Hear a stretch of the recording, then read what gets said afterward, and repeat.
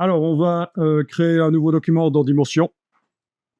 Vous allez dans les ressources pour démarrer, en fait. Voilà, ressources pour démarrer. Vous allez sur les modèles. Et on a utilisé jusqu'à présent juste la primitive, le cube, mais on va aller chercher des modèles mesh, donc des maillages. Alors, il faut savoir qu'il y a plusieurs modèles qui sont proposés là. Vous pouvez aussi, bien sûr, importer des modèles qui ont été faits dans d'autres logiciels 3D. Il y a également du contenu disponible sur Adobe Stock. Mais alors, il y a une petite astuce par rapport à ça, parce qu'il y a du contenu payant et il y a du contenu gratuit. Mais le gratuit, il faut savoir comment le trouver sur Adobe Stock. Quoi qu'il en soit, nous, on va ici démarrer avec quelque chose d'assez simple. Vous allez prendre la boîte haute, par exemple. C'est une boîte toute simple, comme un emballage de parfum ou de bouteille de whisky plutôt, quelque chose comme ça. Oui, plutôt de bouteille de whisky. Donc, vous cliquez sur boîte haute, elle arrive sur la scène. Voilà, il est indiqué donc boîte ici. Évidemment, si vous cliquez à nouveau, ça amène une deuxième boîte au même endroit. Mais vous ne le voyez pas parce qu'elle est parfaitement au même endroit dans la scène. Allez-y, cliquez encore 3, 4, 5 fois, par exemple. Voilà, on va avoir 5 boîtes. Parfait. Elles sont donc dans la scène au même endroit. Alors, en prenant le point de pivot ici sur le gizmo, vous allez pouvoir déplacer la boîte. La première, peut-être la deuxième aussi. Ouais. Enfin, vous pouvez déplacer plusieurs boîtes comme ça.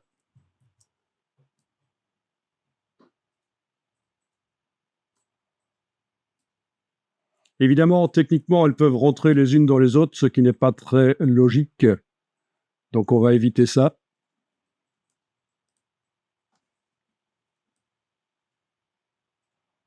Vous avez vu qu'elle se couche à un certain moment, c'est parce que on peut mettre une boîte qui va grimper sur une autre éventuellement.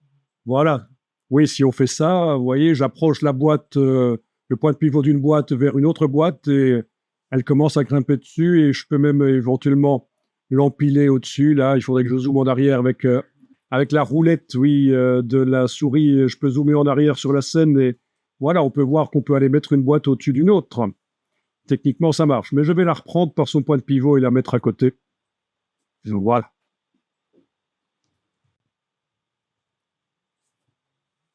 Alors, clic droit de la souris vous permet de tourner autour de la scène. Ça, on le savait. Ceci vous permet de recentrer les objets pour qu'ils soient tous visibles. Voilà.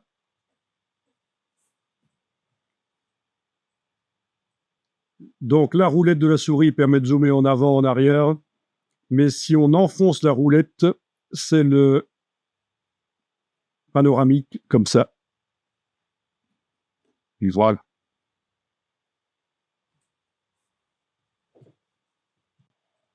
Alors, quelque chose dont on n'a pas encore parlé, mais que vous avez peut-être découvert par vous-même, c'est ceci. Pouvoir voyager dans les différents mouvements de caméra qu'on vient de faire. Aller en arrière, et puis une fois qu'on sera allé en arrière, ceci va devenir bien sûr visible, et vous allez pouvoir rétablir des mouvements de caméra. Donc, essayez ça pour aller en arrière. Vous voyez que c'est tous les mouvements de caméra que vous venez de faire. Et puis, si je veux rétablir, c'est bien sûr l'autre. Oui, parce que pour les mouvements de caméra qu'on vient de faire, le édition annulée ou édition rétablir ne fonctionne pas. Il faut utiliser ce système-là, c'est le CTRL-Z en quelque sorte de la caméra. Rien que la caméra.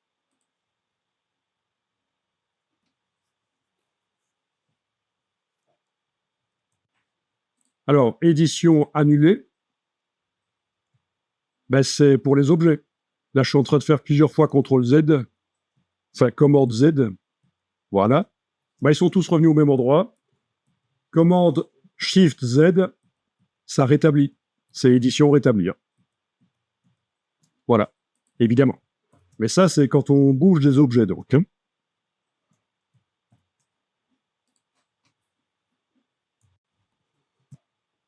Essayez peut-être d'avoir une vue du dessus, comme je l'ai ici. Donc, avec le bouton droit de la souris, il faudrait essayer d'avoir une vue un peu du dessus, sur vos 5 boîtes. Donc, une vue comme ça, c'est pas génial. Ça vous permettra pas de voir ce qui va se passer. Donc, il vaut mieux une vue de dessus. Alors, vous allez sélectionner toutes les boîtes. Donc, un petit commande A sur le Mac, CTRL A sur le PC. C'est donc sélection, tout sélectionner, tout simplement. Et donc, le gizmo qui est là, c'est le gizmo qui concerne tous les objets qui sont actuellement sélectionnés. Et alors, dans les actions, vous avez ici une icône qui va nous servir aligner et répartir. Vous allez l'enclencher. Voilà. Vous avez des coordonnées, des lignes de coordonnées X, Y, Z qui englobent la scène. Donc, le vert ici vertical, ben, c'est indiqué, c'est le Y. Le rouge, c'est le X. Le bleu, c'est le Z. Donc, Z, c'est la profondeur. X, c'est en horizontal. Et Y, c'est la verticale.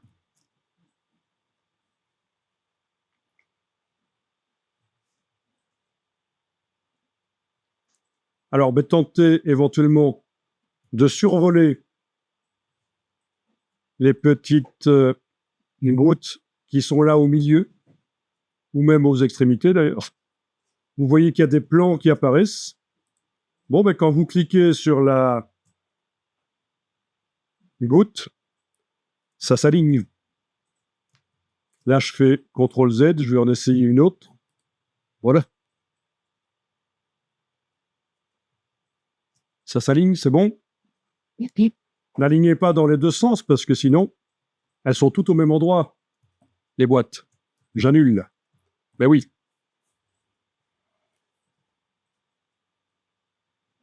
Alors, quand vous cliquez sur le ruban, ça va répartir de manière équitable, équidistant, les boîtes.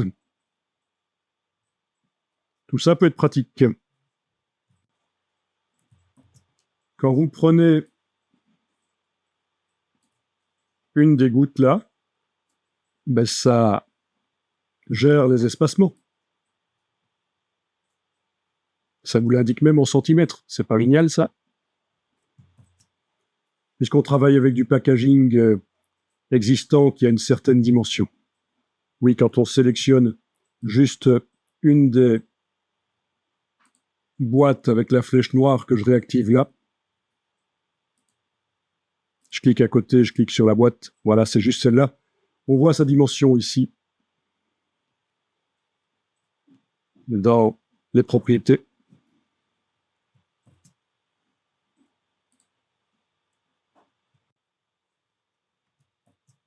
Donc, quand on sélectionne une des boîtes, on voit ses dimensions. Il n'est vraiment pas conseillé de modifier la dimension à cet endroit-là, parce que quand vous allez appliquer une texture, si vous avez agrandi la boîte vers le haut, par exemple, la texture va s'étirer. Si vous avez aplati la boîte, la texture va se tasser. Donc, voilà. Bon, il y a moyen de compenser dans Photoshop sur l'IV mapping, compenser éventuellement un changement qu'on aurait apporté à la boîte. Et donc, c'est là qu'un logiciel 3D externe peut être utile. Si le packaging que vous utilisez n'a pas exactement les bonnes dimensions, ça pourrait être utile d'importer un modèle en faisant fichier importer modèle 3D. Ah oui, il en existe aussi plein qui sont téléchargeables sur le web. Donc, je vous ai parlé tout à l'heure de, ici en bas, parcourir Adobe Stock avec des modèles à acheter, des modèles gratuits, mais il en existe aussi plein qui sont disponibles sur le web dans différents formats 3D, notamment le point OBJ. Ils viennent avec ou pas de la texture. Donc ça, vous pourrez tester après. J'ai des ressources où je montre comment utiliser un modèle 3D qui vient de Adobe Stock ou du web. Donc ici, je vais à nouveau faire un commande A et aller enclencher aligner et répartir, qui est donc un système assez pratique. Et je vais un peu rapprocher mes boîtes là, voilà. Clic droit, voilà. Alt, non, je veux dire la roulette de la souris. Clic droit, voilà. J'ai les différentes boîtes qui sont là. Bien, on va enregistrer ça parce qu'on va continuer là-dessus. On n'a pas fini.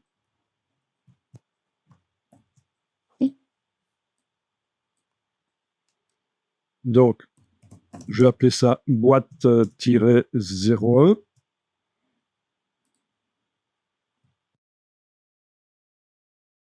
Je clique à côté des boîtes qui étaient sélectionnées. Je clique sur une des boîtes et dans ici, matériaux, vous allez voir que vous avez toute une série de matériaux. Il y a les matériaux standards Adobe et en dessous, il y a les matières substances. C'est quoi la différence? Vous allez pouvoir le voir. Dans un premier temps, vous allez pouvoir tester les matériaux standards Adobe. Donc, vous appliquez une texture ou l'autre sur la boîte. Quand vous voulez changer de texture, il suffit de cliquer sur une autre texture, là, une autre matière, voilà. Alors, qu'est-ce que vous voyez dans les propriétés? Des choses habituelles. Vous avez notamment une map de rugosité. Pas besoin de vous dire ce que c'est une map de rugosité. Vous avez vu la fois passée. Vous avez des normales qui donnent du relief. Une map de normal map.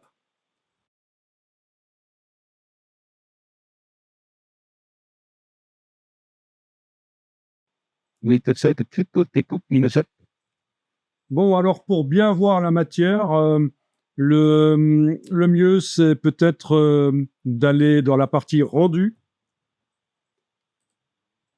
À la place de la partie conception, vous allez dans la partie rendu. Jusqu'à présent, on n'a pas fait ça, mais voilà, on va tester. Donc, le fichier, c'est bien boîte 01. La qualité ici, je vous conseille de faire en rapide parce que sinon, ça va être plus lent. Ça, c'est l'exportation parce qu'on peut récupérer le rendu en forme de fichier Photoshop avec différents calques pour retravailler dans Photoshop. La plupart des films en images de synthèse que vous voyez sont retravaillés dans d'autres logiciels pour corriger les couleurs, la netteté, les éclairages. Et il y a de l'exportation spéciale, donc avec différents canaux. Cliquez sur rendu pour faire le rendu ici dans dimension. Donc là, vous voyez que ça calcule. Le ray tracing est en train de jouer, d'être en jeu. C'est le lancer de rayons. Le ray tracing en français, c'est lancer de rayons. Ici, j'ai pris un objet en verre cassé, donc c'est particulièrement complexe. Vous voyez que sur mon ordi, qui n'est pas si vieux que ça, mais qui n'est pas récent non plus, ça prend du temps. Et pourtant, je suis en rendu simple. Donc, on a intérêt à avoir un ordinateur avec une carte graphique qui dépote.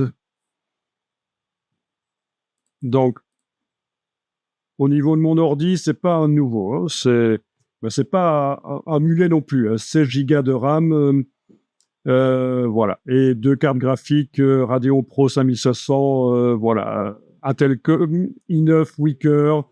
Donc, c'est pas récent, mais c'est pas vieux non plus. Mais pour la 3D, il vaut mieux quand même avoir beaucoup mieux que ça si on veut faire beaucoup de 3D. Il ne faut pas improviser l'achat d'un ordinateur, il faut demander l'avis de spécialistes. Il ne faut pas écouter les vendeurs de boîtes.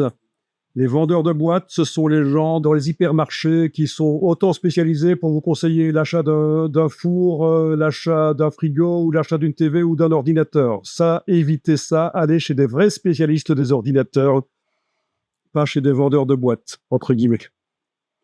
Bon, mais vous voyez que c'est déjà mieux comme rendu par rapport à ce qu'on voit quand on est en conception. Voilà. On va juste repasser à la partie conception. Alors, dans la partie conception, vous avez un rendu entre le vrai rendu qu'on vient de faire et l'affichage rapide ici, vous avez ceci. L'aperçu de rendu que vous pouvez enclencher, ça va calculer. Voilà. Donc, ça ne donnera pas un résultat aussi bon que le panneau rendu qu'on vient d'utiliser avant, mais ça permet de faire des choses rapidement. Notamment, grâce à ça, vous allez, si vous avez demandé que le sol reflète les objets, vous allez pouvoir le voir. Tant que vous ne serez pas avec ceci enclenché, vous ne verrez pas les reflets sur le sol. Ça fait vraiment un rendu par lancer de rayons, mais extrêmement simple. Oui, si on garde le bouton, la souris enfoncée là, on a la résolution ici. Si on veut que ça aille plus vite, c'est 1/4. Voilà. Mais ce sera moins précis. Mais ça vous permettra quand même de voir les réflexions entre les objets. Si les objets sont brillants et qu'ils sont l'un à côté de l'autre, l'un va refléter sur l'autre. Les réflexions sur le sol, si on les a demandées. Bon, je le désenclenche pour l'instant. Rien n'est sélectionné. Je clique là-dessus. Je vois les 5 objets. Parfait. Je vais tester d'autres matières. Donc, passons à un matériau qui n'est pas un matériau standard Adobe. On va passer directement à un matériau Substance. Donc, Substance est un logiciel qui a été racheté il y a quelques années par Adobe. Aux grandes dames de ceux qui détestent Adobe et qui travaillent dans le jeu vidéo. Ils se sont rendus compte d'un jour à l'autre qu'ils travaillaient avec un logiciel Adobe. Et donc, vous pouvez tester l'un ou l'autre. Voilà, je vais prendre Marbre Veiné, par exemple. Donc, celui-là, ce matériau Substance par rapport aux autres, au niveau des propriétés, mais on va, en ayant sélectionné l'objet, on va aller au niveau de la matière.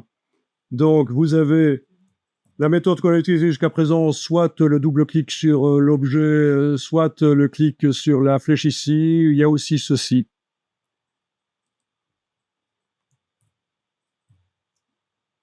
Voilà, vous avez dans les propriétés ce qui concerne donc le matériau, notamment la répétition qui est sur A maintenant, mais si on clique et qu'on garde le bouton enfoncé et qu'on bouge, vous allez pouvoir gérer donc l'échelle du matériau. À un certain moment, ça ressemble plus à du marbre. Ici, je suis à 4,6, ça ressemble plus vraiment à du marbre. Quoique, peut-être un grand objet vu de loin, mais pas un objet de cette dimension-là, peut-être.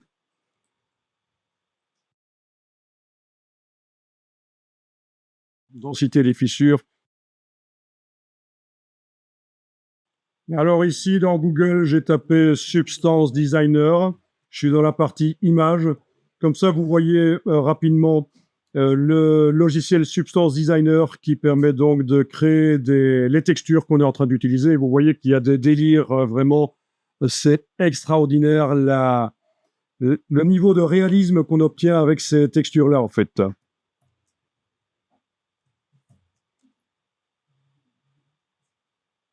Donc le niveau de réalisme obtenu est assez dingue. Évidemment, ici, il vous montre les textures sur des boules ou sur des cylindres. Donc, il faut imaginer ce que ça donne, bien sûr, quand c'est utilisé sur des vrais objets de la vie de tous les jours. Si vous montre ça, c'est pour vous montrer surtout comment ça se... Par rapport au rétrécissement des pôles de la sphère, comment est-ce que la texture s'applique. Donc, Substance Designer, qui est assez complexe, c'est du nodal, comme vous voyez. C'est du nodal, donc c'est un système de nœuds pour paramétrer les choses.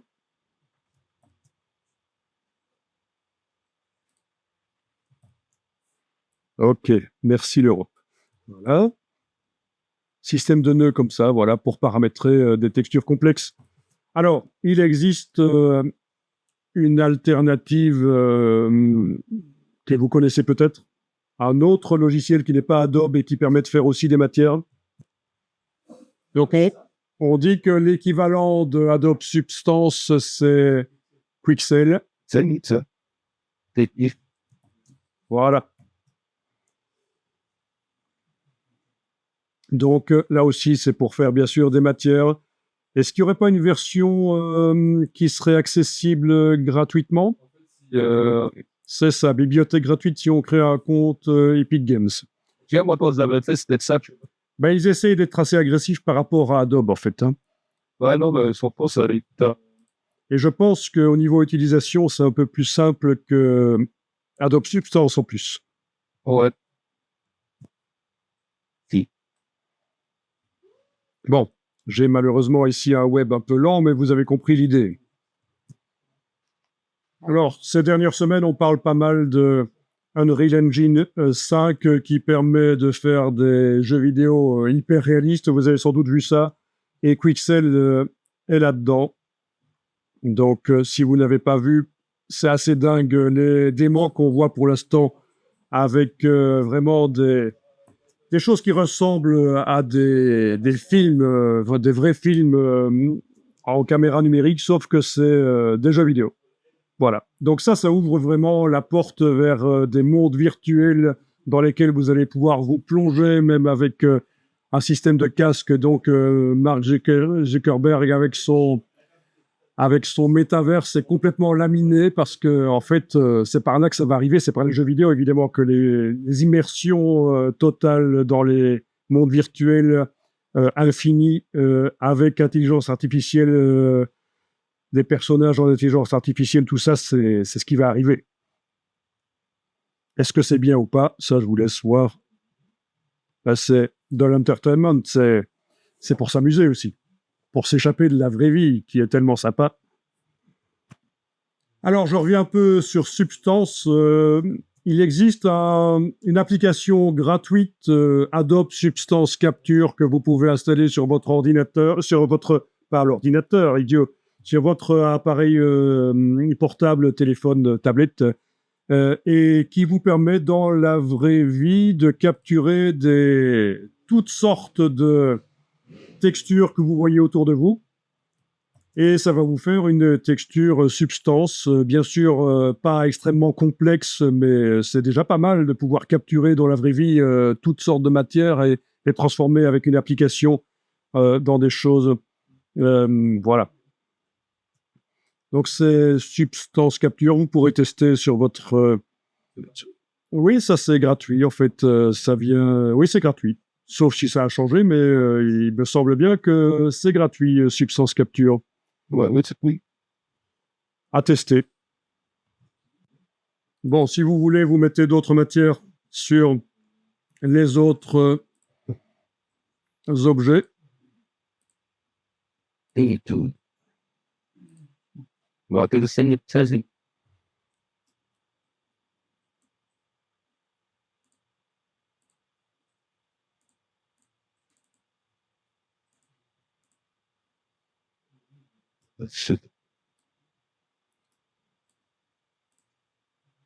Bien. Si vous les sélectionnez tous et que vous les groupez, objets associés, mais bien sûr, ils sont dans un groupe et pour les activer tous les 5 d'un coup, il suffira d'activer le groupe. C'est logique. C'est comme des calques dans Photoshop. Bon, il y a juste un problème, c'est que la fonctionnalité de répartition n'est plus accessible si vous avez mis les objets dans un groupe. Pour pouvoir répartir, il faut faire objet dissocié. Donc, juste avant, j'avais fait objet associé pour les mettre dans un groupe. Là, c'est objet dissocié. Je fais à nouveau un commande A et la fonctionnalité de répartition, elle est disponible et je peux donc gérer la répartition.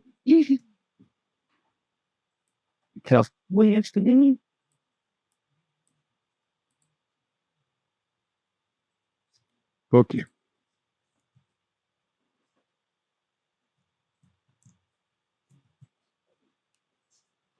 Bon, là, j'ai zoomé sur la vue. Il va falloir que par ici, je rétablisse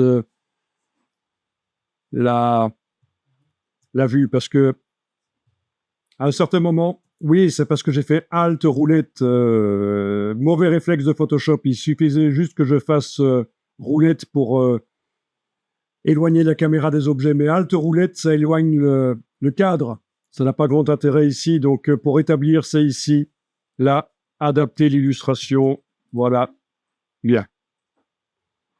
Et donc, la roulette seule, c'est vraiment éloigner la caméra des objets. Alt roulette, c'est le zoom sur le canevas, pas grand intérêt. Voilà, vous allez enregistrer la scène sous un nom différent, boîte 02.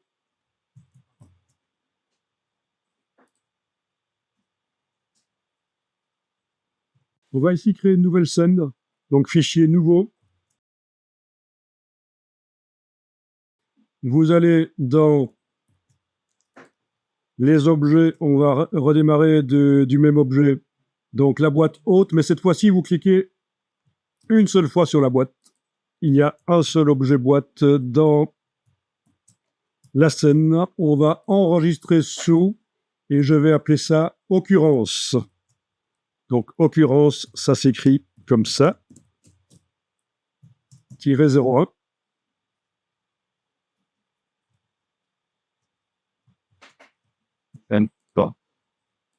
Alors ici, vous allez mettre une texture sur l'objet. Matériaux. Bon, on va choisir un truc un peu sympa. Voyons un peu ce qu'on a ici. Ouais.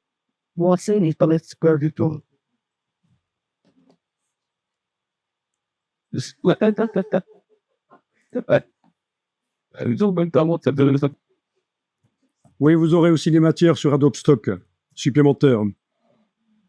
On l'a vu tout à l'heure pour les modèles, mais là, c'est pour les matières aussi qu'il y a sur Adobe Stock. Bon, ici, j'ai choisi métal géométrique. Bien sûr, je pourrais... La taille des alvéoles ici, je pourrais modifier tout ça par les propriétés.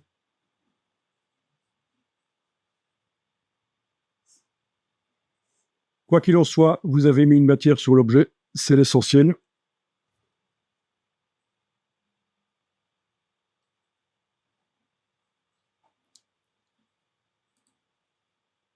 Ok, je vais l'enregistrer pour les archives. Je vais enregistrer ça sous le nom 02, comme ça on a la progression. Évidemment, dans la vraie vie, on n'enregistre pas autant que ça. C'est juste pour garder la progression. Et alors ici, vous allez sélectionner l'objet. Et dans le menu édition, ben vous faites un copier, édition copier, donc un CTRL-C si vous voulez, commande-C. Par contre, on va faire un collage spécial. Vous faites édition coller comme occurrence. Donc c'est Shift, CTRL-V sur le PC, Shift, commande-V sur le Mac.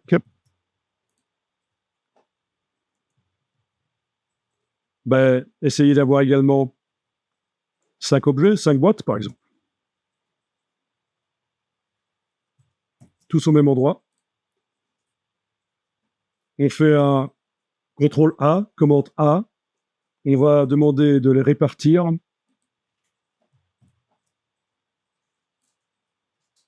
Les voilà.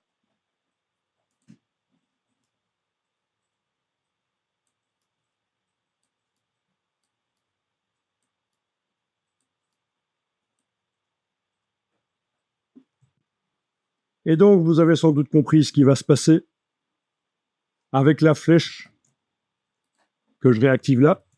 Je sélectionne n'importe lequel des objets et quand je vais lui appliquer une matière, tous les objets reçoivent cette matière. Ah ben oui, parce que c'est le même objet, mais qui se répète plusieurs fois. Donc, pas possible à ce stade de les différencier, je veux dire, de mettre une matière différente sur un objet ou sur un autre.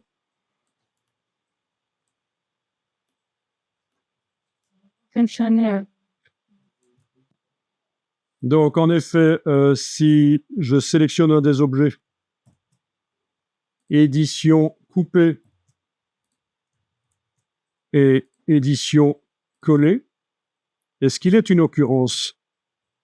Mais non, je peux lui mettre une autre matière du coup. Voilà.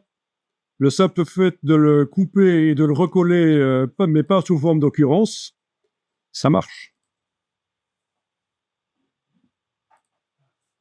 Donc vous sélectionnez l'objet, vous faites édition coupée, et vous refaites tout de suite après édition collée. Mais collée tout simple, pas collée comme occurrence.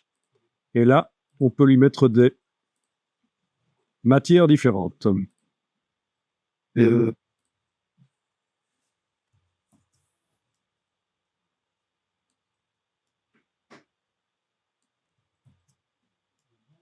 no, at least things.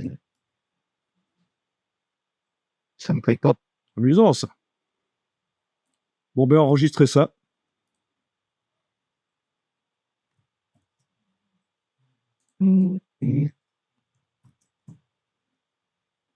Occurrence-03 chez moi.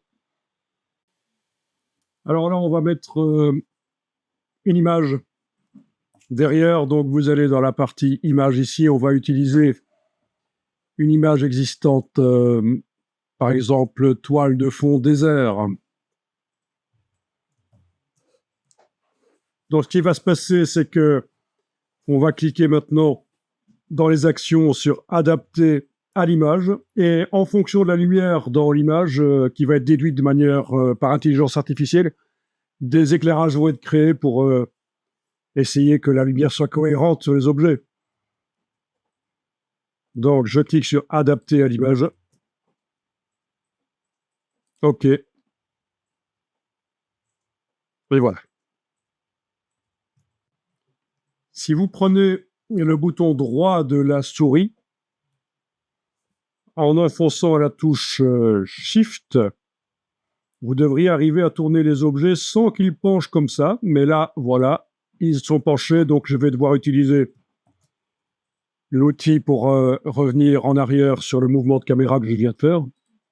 Donc, clic droit, en enfonçant Shift, voilà, j'enfonce Shift et j'arrive à les tourner, et le plan sur lequel les objets reposent, ce plan correspond bien au plan qui est dans l'image. Donc c'est la touche Shift, et si jamais vous avez foiré, je vous rappelle, vous annulez avec cette icône-là spéciale, puisque c'est pas une annulation par édition annulée, parce que ça c'est quand on modifie les objets, mais là c'est pas les objets qu'on a modifiés, c'est juste l'angle de la caméra sur les objets, donc c'est ici.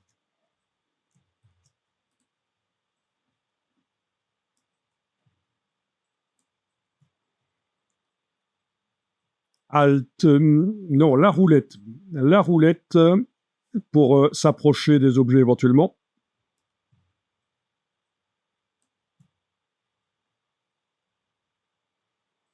Alors au niveau de l'éclairage, ok, c'est pas mal, mais je ne suis pas hyper convaincu par ça. Je vais quand même ajouter un éclairage là-dessus. Parce qu'on est en contre-jour, là. À moins que j'essaye de mettre une autre image, peut-être la toile de fond citadine. Et je redemande adapter à l'image. Ok. Voilà.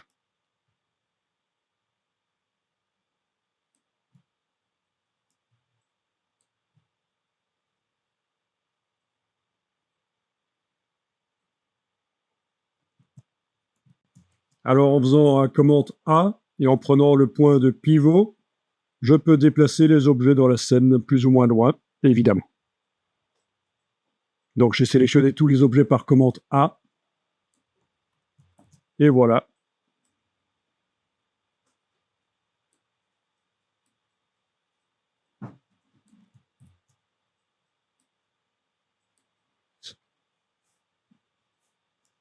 Clic droit avec majuscule, voilà. Je vais quand même voir ce qui se passe si j'ajoute de l'éclairage, parce que là aussi, j'ai l'impression que j'ai beaucoup de contre-jour. Donc, dans la partie éclairage, je vais ajouter l'éclairage à 3 points, par exemple. Voilà, ça me paraît mieux. Alors, je vais enregistrer le document. Enregistrer sous. Ça va être le 04. Alors la grille, on va l'enlever de l'affichage tout simplement en allant dans Affichage, Activer, désactiver la grille. Voilà. On la voyait presque pas sur ce décor avec les dalles. Mais en tout cas, là, elle n'est plus affichée. C'est par menu Affichage, Afficher, désactiver la grille. Elle est là. On voit les lignes. Mais là, je l'enlève. Comme ça, pour bien profiter de ces objets, c'est l'idéal.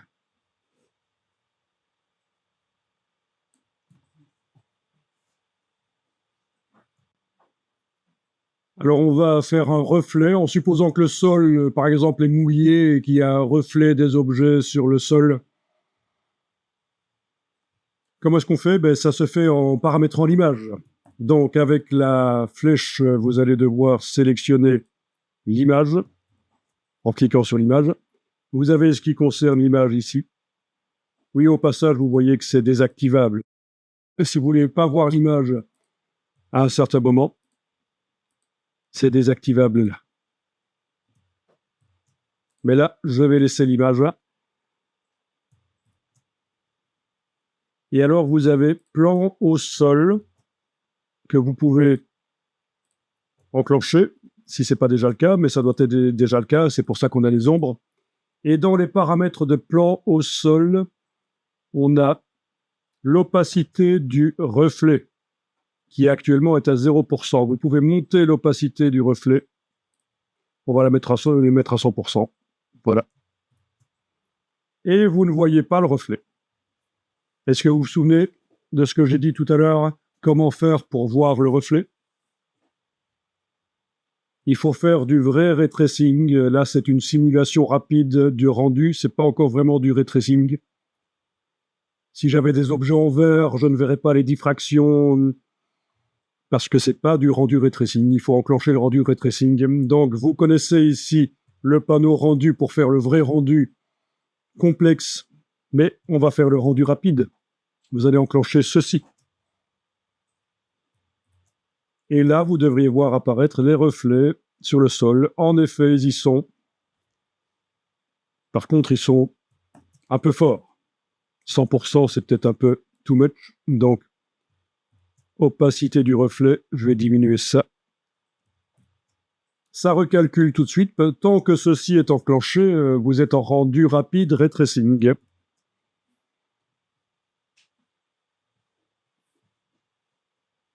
Bon, c'est pas mal, ça. Oui, c'est comme si c'était des dalles brillantes, finalement.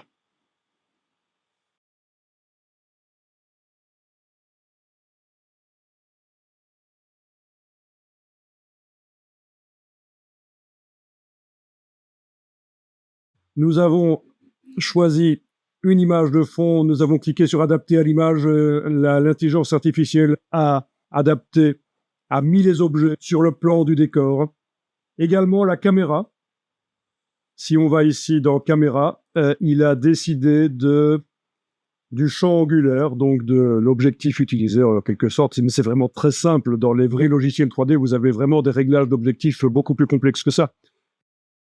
Alors ici, je vais vous demander que les objets ne soient plus des occurrences. Donc on va sélectionner certains des objets. Voilà, ces trois-là, par exemple, je les englobe et je vais faire un édition coupée, édition collée. Donc là, il est probable que les objets sont maintenant indépendants, ce ne sont plus des occurrences. Si je clique sur un des objets et que je lui mets une matière, il devrait recevoir la matière, mais pas les autres objets. Ah, ça n'a pas fonctionné, il va falloir que je le fasse un par un, malheureusement. Jusqu'à ce que je retrouve ce fameux bouton qui permet de faire en sorte que un objet ne soit plus une occurrence. Eh bien, donc, premier objet, commande X, commande V, deuxième objet, commande X, commande V, troisième objet, commande X, commande V, troisième objet sélectionné, je lui mets une matière, ça marche cette fois-ci. Ok. Ça peut foireux, mais on y arrive. Donc les objets sont indépendants les uns des autres, c'est important pour la suite. Et on va enregistrer la scène. Et ce qu'on va faire, c'est qu'on va déformer les objets en vertical et on va tester l'application d'une étiquette qu'on va aller chercher sur le web. Mais bien sûr, je vais la chercher sur le web pour que ça aille plus vite, mais dans la vraie vie, c'est votre étiquette que vous pourriez coller sur l'objet.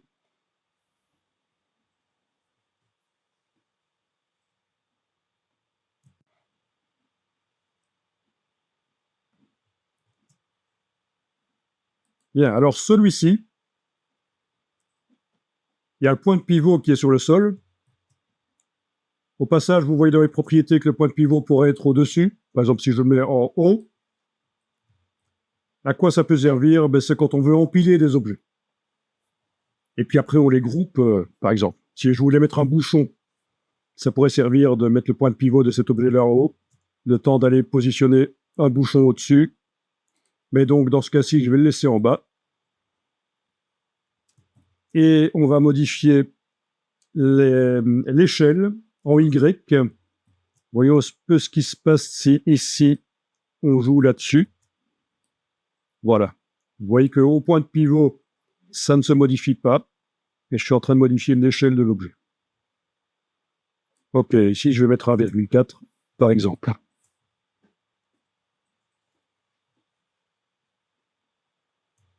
Le suivant, il y a aussi le pivot en bas. Celui-là, je vais le faire plus petit.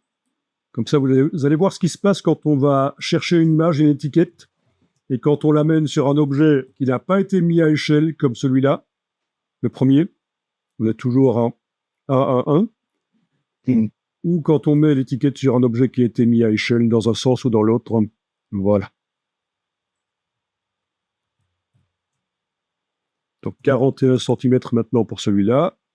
Celui-là, peu importe si vous n'avez pas la même chose, bien sûr, en centimètres. 17,57 pour celui-là. L'essentiel, c'est même avec d'autres objets de faire le test. Ok, je vais enregistrer le travail.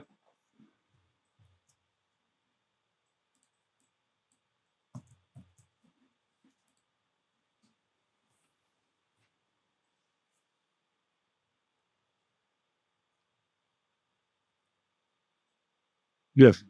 Au niveau de mon image ici, il faudra que je repositionne un peu les objets quand même parce que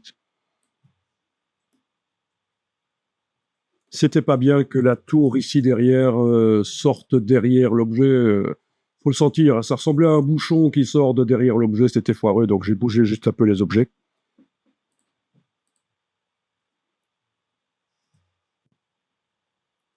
Alors vous allez sur le web à l'aide de cette URL que vous tapez dans un navigateur web. Donc vous allez voir que ce sont des étiquettes anciennes. J'ai été dans Bing, j'ai tapé Vintage Label, j'ai demandé des images du domaine public et je suis tombé sur une planche avec des étiquettes. Et voilà, cette image-là, vous la téléchargez. Donc, quand on va dans un navigateur web, taper le raccourci là, ça nous amène vers l'URL de l'image. En principe. C'est correct. Donc, vous enregistrez l'image par le clic droit, évidemment, Ouais. et vous l'ouvrez dans Photoshop.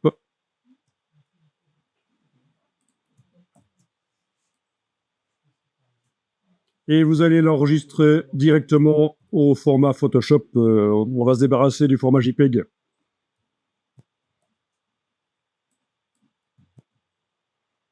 Voilà. Bon, je vais par exemple prendre celle du savon, là. Donc, je vais activer l'outil de recadrage. Dans les options, l'outil de recadrage, je vais décocher, supprimer les pixels rognés. Comme ça, les pixels qui seront plus visibles après recadrage existeront toujours dans le fichier. Il pourra, en agrandissant le recadrage, les faire réapparaître éventuellement. Voilà.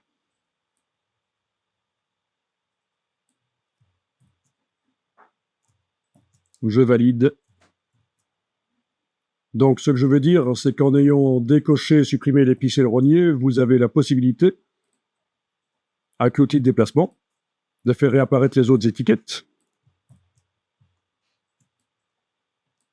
CTRL-Z, CTRL-Z, ou avec l'outil de recadrage, d'agrandir le recadrage, et ils réapparaîtront. Voilà. C'était pas très important, mais pour ceux qui ne savaient pas que ça existait, voilà, c'est quelque chose qui est utile. Notamment quand on fait des variables dans Photoshop. C'est utile, ça. Quand on doit faire des cartes de visite en série, ça permet de repositionner les photos, ce genre de choses, mais on va pas s'étendre là-dessus. Donc, je vais ici renommer le fichier Photoshop étiquette savon-01, par exemple. Format Photoshop, il n'y a pas le choix, parce qu'on a fait du recadrage sans effacer les pixels rognés, et ça impose le format Photoshop. Voilà.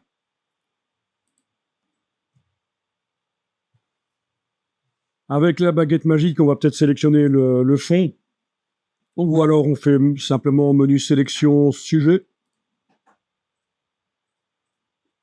Voilà, sélection sujet n'a pas trop bien marché. Il a débordé. Sélection désélectionnée, et je vais aller chercher la baguette magique.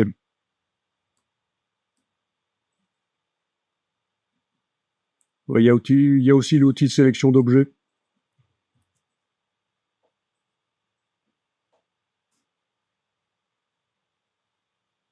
Mais baguette magique, faisons-le à l'ancienne.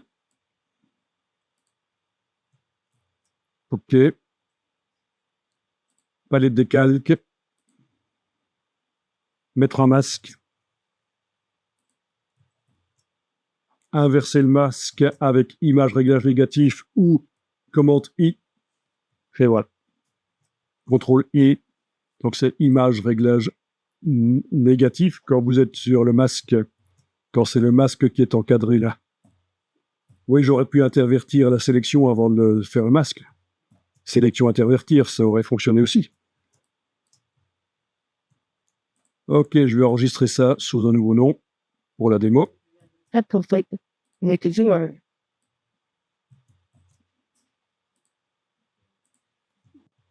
Bon, c'est quand même fort pixelisé cette image. On va essayer de l'améliorer par intelligence artificielle, peut-être. Ça va créer une nouvelle image à côté, mais c'est pas grave. Allons-y. Donc, menu, filtre, Neural Filters ne marche pas. Ok, ça doit être non, parce que je suis sur le masque. Ouais, c'est ça. J'ai réactivé la partie gauche du calque. Filtre, Neural Filters. Oui, on pourrait utiliser l'étiquette pixelisée comme ça, mais voyons un peu ce que ça donne, les filtres neuronaux.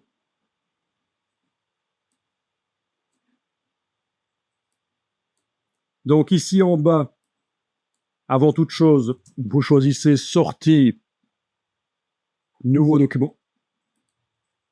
Parce qu'on va faire une étiquette avec beaucoup plus de pixels, et si elle arrive dans ce document-là, elle va déborder, on va pas voir l'entièreté, c'est foireux. Donc, nouveau document en sortie. On va enclencher le super zoom. Ouais. Il va falloir refaire le processus des coups. Pas grave. Donc, essayons 4 fois.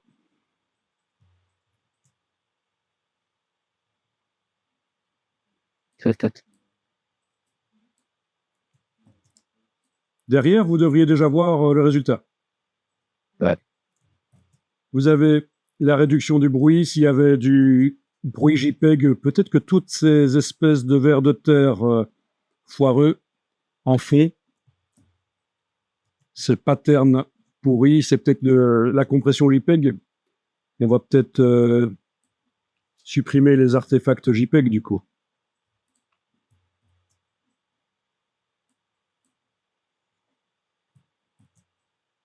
Oui, il y en a peut-être un peu moins là. Réduction du bruit s'il fallait. Ouais, ça a l'air bien mieux, en fait. Donc, c'est vraiment un game changer, ce filtre neuronal super zoom. Vous avez des images pourries qui datent d'il y a 5 ou 10 ans, vous allez pouvoir leur redonner de la vie. Des images faites avec un vieil appareil photo il y a 20 ans, numérique. C'est dingue. Donc, ça peut être un service offert aux gens. Améliorer les photos anciennes numériques. Évidemment, on ne gagne pas sa vie avec ça, mais ça peut faire partie des 30 choses que vous proposez. Bon, mais ça a l'air pas mal, ça. En plus, il m'a fait au final l'image recadrée correctement avec de la transparence autour.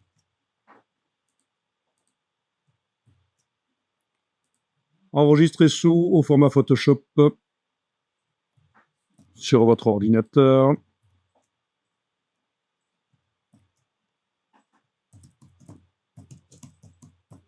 Bon, je vais l'appeler label savon par IA-01.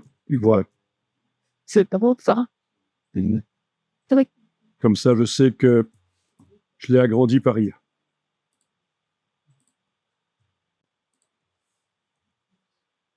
Bon, au niveau de l'amélioration, c'est quand même pas mal. Je pense que si on compare la version avant intelligence artificielle avec la version après, c'est quand même assez dingue. Bon, il faut absolument que vous suiviez ce qui se passe au niveau de l'intelligence artificielle, parce que d'une semaine à l'autre, ça évolue d'une manière dingue. Il faut être sur la balle, il faut vraiment faire partie des experts là-dedans, en fait. Hein. C'est mon avis.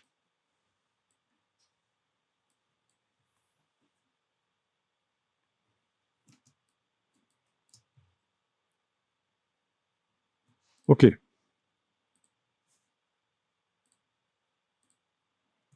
Donc, on va aller dans Dimension et on va utiliser l'étiquette sur un des objets. Plusieurs des objets, d'ailleurs. Donc, je sélectionne le premier objet et vous avez ici placé l'image sur le modèle ou menu fichier, importer, placer l'image sur le modèle.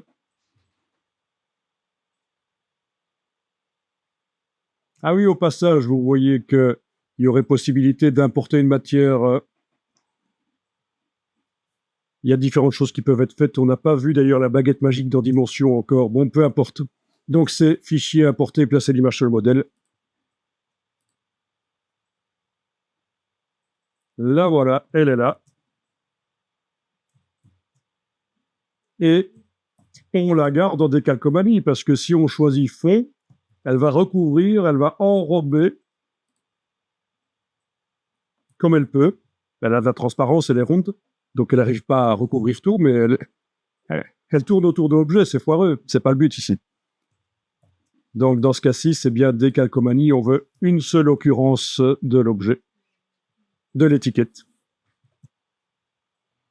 Ah oui, vous pouvez tester sur l'objet d'à côté.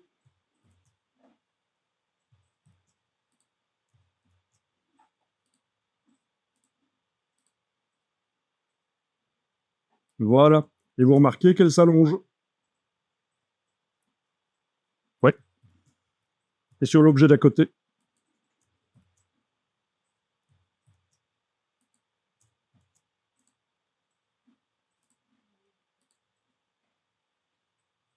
Et vous remarquez qu'elle s'écrase. Voilà. Ça, c'est le problème quand on importe des images sur des objets dont les proportions ont été modifiées dans Dimension. Si vous trouvez une parade pour éviter ça, je suis preneur, mais a priori, je pense qu'il faut que les objets, leurs dimensions aient été modifiées dans un logiciel 3D à part, avant de les importer dans Dimension. Bon, j'ai enregistré le document ici sous le nom de 07.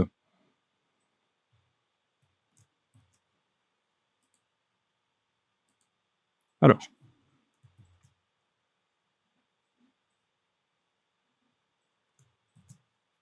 je sélectionne le premier objet.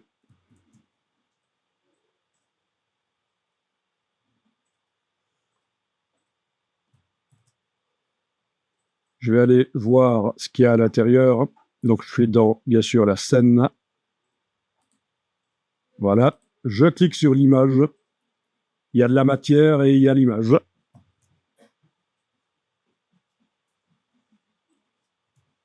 Ah oui, il est probable qu'en double-cliquant sur l'étiquette, on serait arrivé à la même chose en effet.